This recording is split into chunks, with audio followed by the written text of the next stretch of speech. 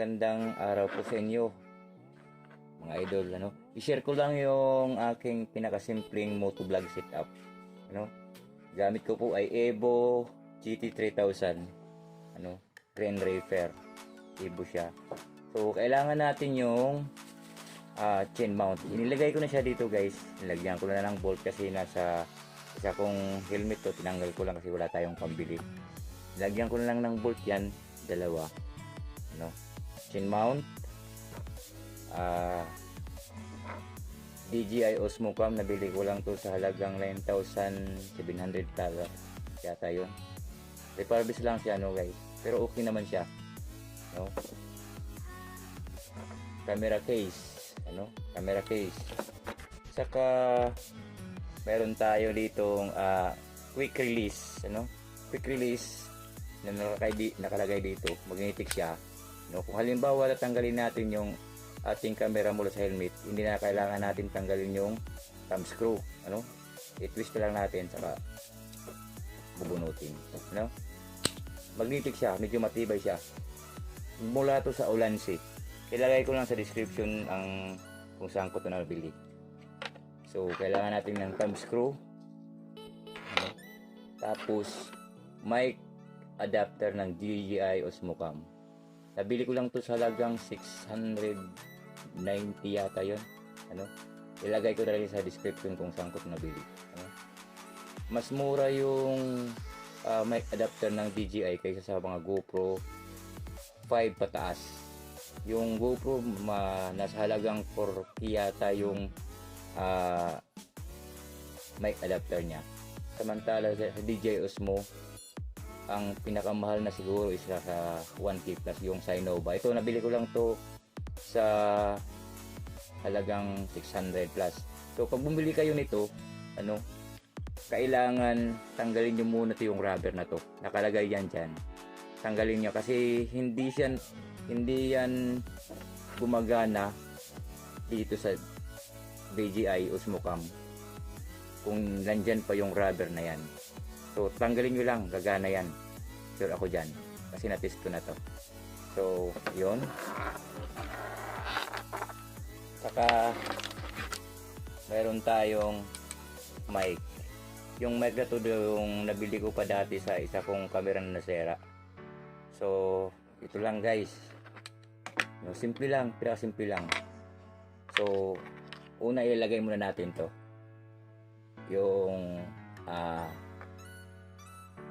mic sa helmet. So dito lang natin ilagay yan. So nasa inyo yun, kayo na bahala maglagay, basta importante ma-fit sa nyo, sa helmet nyo. Saka hindi wag nyong ipulupot masyado yung wire ng mic kasi pag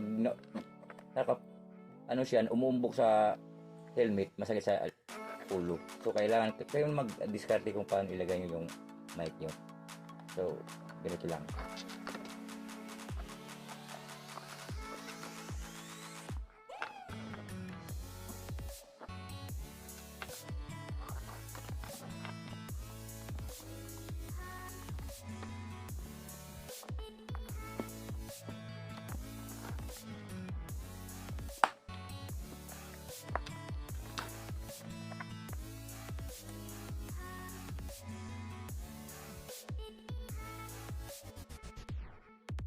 Ay, siya. Yan. So, yan. Ganyan lang. So, ito. Ilagay natin yung ating camera.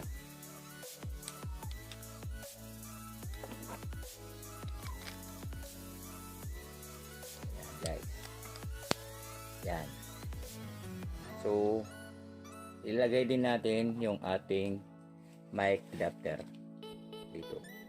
Diyan niya ilalagay. Yan, ganyan. Yan, fix siya. Hindi umalog. Yan. Yan. So, ngayon, ilalagay naman natin yung ating quick release mula sa Ulanzi. Yan siya, guys. So, ilagay natin dito. Yan. gamit yung thumb screw.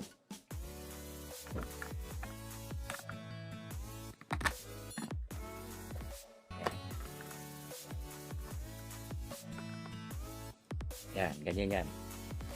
So, nakalagay na yan. So, ang gandahan lang may quick release kasi yan.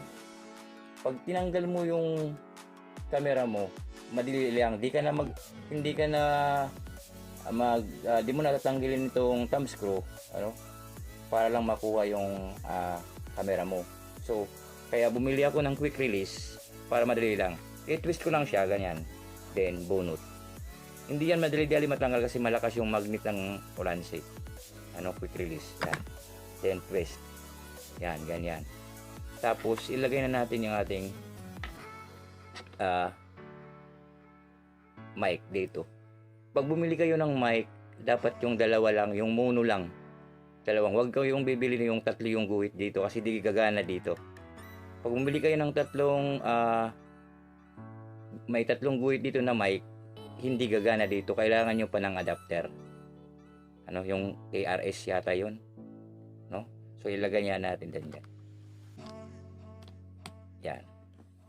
Ganyan lang siya, guys. Then, dito ka na mag-adjust sa angle kung saan yung tama na angulo ng camera nyo pag sinuot nyo na.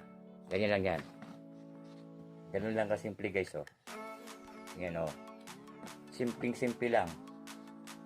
Kaya may iilix pa, oh. Yan, ganyan. So, ang kagandahan dito sa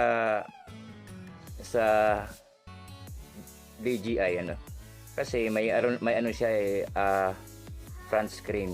Pwede mo rin magamit pag mag-vlog ka ng tutorial, pwede mo magamit. Tanggalin mo lang siya, pwede mo magamit kasi may front screen siya, pwede siya magamit, no? Ganun lang, guys, kasimple ang aking motovlog setup. So, ngayon, i-test natin to kung kumusta yung audio, saka kung kumusta yung camera. Ano? I-test natin to. So, ayun, mga guys, i-test natin ngayon yung ating motovlog setup gamit ng DJI action camera. No, i-test din natin yung audio. Sana okay yung audio. Sana narinig nyo ako, mga guys. No? Yung resolution ng ating camera ay naka 1080p 30 fps lang, ano. So sana narinig nyo ako, guys. So ang disadvantage lang ng DJI Osmo Home kasi di gumagana yung wind noise reduction niya pag nakakabit yung ating external mic adapter. Yung kung nakakabit yung ating external mic, di gumagana yung wind noise reduction. Kaya isubukan natin kung hindi ba masyado yung wind noise pag mabilis ng takbo ng motor. So ayan, guys, test natin. Sana narinig nyo pa rin ako. Makulimlim yung panahon ngayon, baka abutin tayo ng ulan. Di na kasi ito water resistant pag nakalagyan na ng external mic. Mahirap na, baka masira yung ating camera. Sige lang, di pa naman. So ayun, mga guys, sana narinig nyo pa rin ako. So ayan, naka-rock steady on yung ating DJI Osmo Cam. Sana okay pa yung audio at narinig nyo pa ako.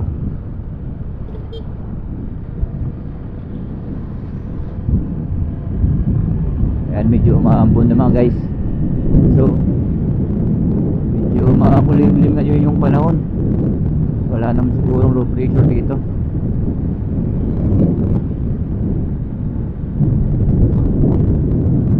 Okay pa rin siya. Sana narinig nyo pa rin. Saka pala naka-close visor ako ngayon. Ano, mga guys, i-try natin buksan yung ating visor. So ayan, bukas pong ating visor. Sana hindi malakas yung wind noise. Sana okay siya. Sana narinig nyo pa rin ako.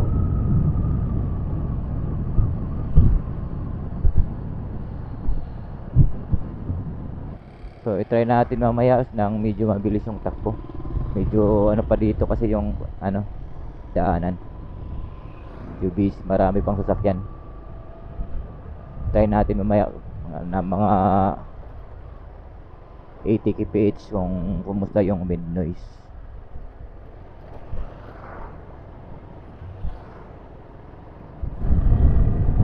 So ayan mga guys, sana okay pa yung ating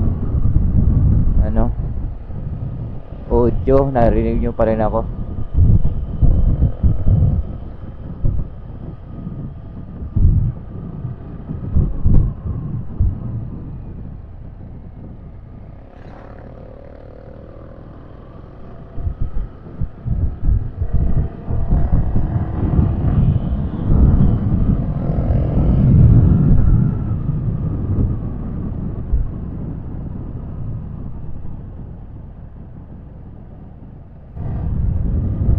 Mga guys, medyo pwede na tayo magpa-takbo ng mabilis. Sana okay yung audio. Naka-open pressure tayo ngayon guys. Sana hindi malakas yung wind noise. Sana okay pa yan. Sana narinig pa rin ako.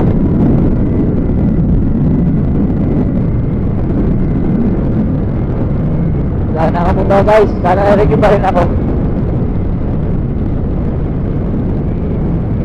Sana okay yung kuha ng ating camera. So ayan, sana okay pa siya.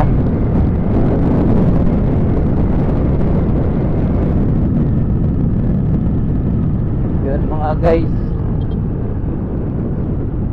naka-open visor pa rin tayo. Sana narinig nyo pa rin ako.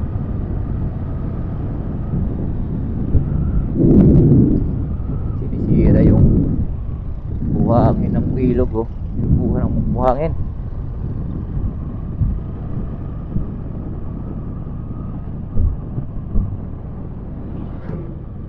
Ayan guys, nag-close visor na naman tayo.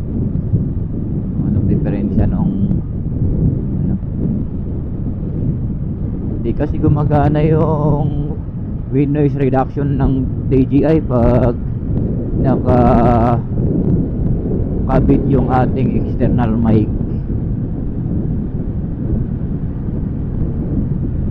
So sana okay pa rin siya, okay pa rin yung ating audio.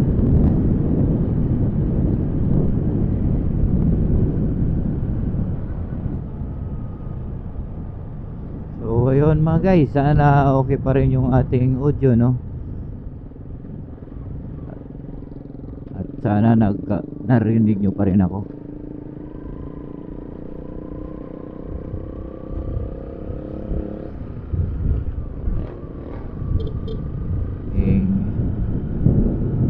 Hindi malakas yung wind noise.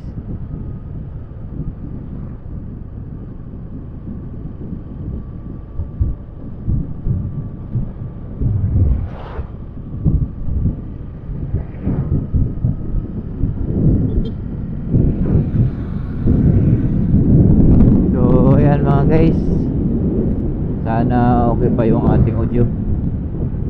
So mga guys, hanggang dito na lang siguro yung ating pag-test ng ating audio at camera. Sana okay siya.